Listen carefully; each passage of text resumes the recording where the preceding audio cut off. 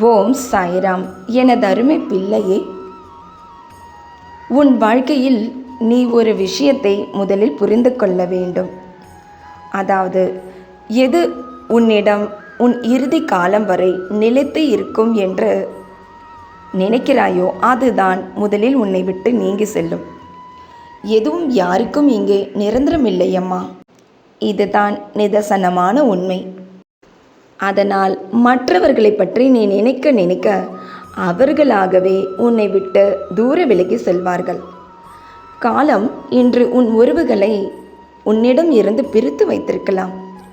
உன் கர்ம வினையை தாண்டி உனக்குரிய நல்ல நேரம் வரும்போது எல்லா உறவுகளுக்கும் உன் அருமையை புரிய வைத்து உன்னிடம் சேர்த்து வாழ வைப்பேன். அதுவரை சற்று பொறுமையாக இரு.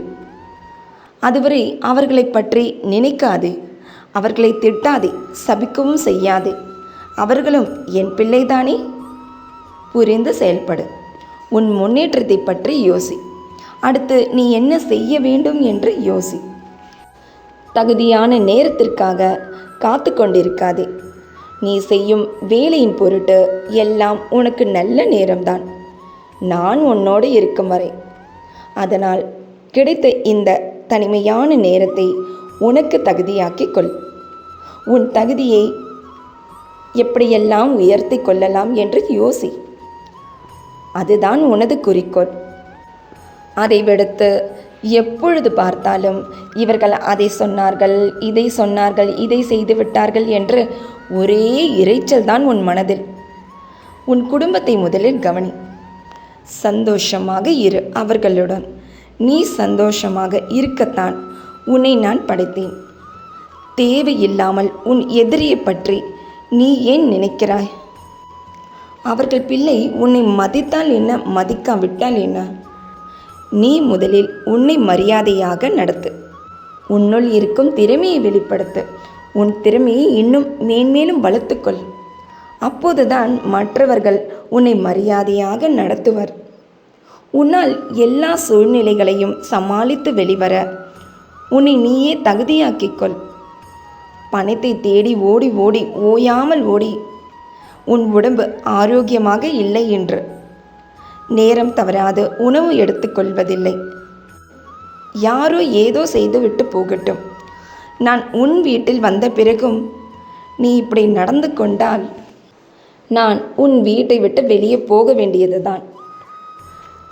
உன்னை எப்படியெல்லாம் சந்தோஷப்படுத்தலாம் என்றுதான் நான் இங்கு யோசித்து கொண்டிருக்கின்றேன். நீயோ வேறு சிந்தனையில் இருந்தால் எப்படி? உனக்காக உன்னை சந்தோஷப்படுத்த நீயும் உன் பிள்ளையும் ஆசைப்பட்டு கேட்டீர்கள் பார். ஒரு விஷயம், அதை நான் நடத்தி கொடுக்கப் போகிறேன் இன்று. ஆம், நீங்கள் சந்தோஷத்தில் கொண்டாடப் போகின்றீர்கள். நல்ல செய்தியை கேட்டதும் அது நிறைவேறியதும் எனக்கு இனிப்பு எடுத்துக்கொண்டு என் ஆலயத்திற்கு வா. அதுவும் நீயே உன் கையால் செய்த இனிப்பை செய்வாயா? அந்த சந்தோஷத்தை முதலில் என்னிடம் பகிர்ந்து கொள். எனக்கு நன்றி சொல்லி. காலம் இப்படியே உன்னை ஆட்டி படைக்கும் என்று தவறாக நினைக்காதே. அவரவர்களுக்குரிய நல்ல காலம் வரும். அந்த காலம் வரும் வரை பொறுத்திருக்கத்தான் வேண்டும். என் பாதத்தில் உனது அனைத்து துக்கங்களையும் ஒப்படைத்துவிட்டு நீ சந்தோஷமாக இரு. ஒரு வாரத்திற்கு மேலாயிற்று நீ நல்ல சாப்பாட்டை சாப்பிட்டு. சரிதானே நான் சொல்வது? ஏனென்றால் நான் தான் உன் வீட்டில் உள்ளேனே. என்னையும் சேர்த்தல்லவா நீ பட்டினி போடுகின்றாய். நீ உன் கடமைகளை சரியாக செய்தால்தானே உனக்கு வெற்றி வரும். அதற்காகத்தான் உன்னை கொஞ்ச நாட்களுக்கு என் ஆலயம் வராமல் தடுத்துள்ளேன். இனி நீ நிச்சயம் தொடர்ந்து வருவாய், சந்தோஷமாக, அதுவும் உன் குடும்பத்துடன்.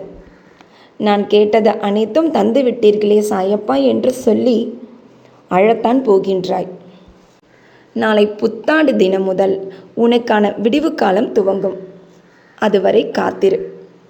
என்னால் எந்த ஒரு மோசமான சூழ்நிலையும் கடைசி நொடி அதிசயம் செய்து மாற்றி தருவேன் என்பதில் துளி சந்தேகமும் வேண்டாம். நம்பிக்கையை நீ இழந்தால் அதை மீண்டும் பெறுவது மிகவும் கடினம். இதை நீயே உனது வாழ்க்கையில் அனுபவித்திருப்பாய். உண்மைதானே? நீ என்னை சந்தேகித்தாலும் திரும்ப திரும்ப மன்னிப்பு தருகிறார் இந்த சாயப்பா என்று அலட்சியப்படுத்தாதே என்னை. என் பிரியமான குழந்தை, உனக்கு என்னை விட்டால் வேறு யார் இருக்கிறார்கள்? அதனால் உன் எதிரியானாலும் சரி, உன் எதிரி வீட்டு பிள்ளையானாலும் சரி, உன்னை அவமதித்தால் என்னிடம் அவர்களை ஒப்படைத்துவிடு. நான் பார்த்து கொள்கிறேன். அதையெல்லாம் நீ கண்டும் காணாமலும் உன் வேலையில் தொடர்ந்து பணியாற்று. உனது கர்மவினையின் ஆட்டத்தை தாண்டி இன்னும் சற்று நேரத்தில் உனக்கு மிகப்பெரிய இன்ப அதிர்ச்சி காத்து கொண்டிருக்கின்றது. சந்தோஷமாக இரு உன் குடும்பத்துடன். இன்றும் என்றும் என்றென்றும் உன் சாயப்பா உன் அருகினில். வாழ்க வையகம், வாழ்க வளமுடன். ஜெய் சாய்ராம்.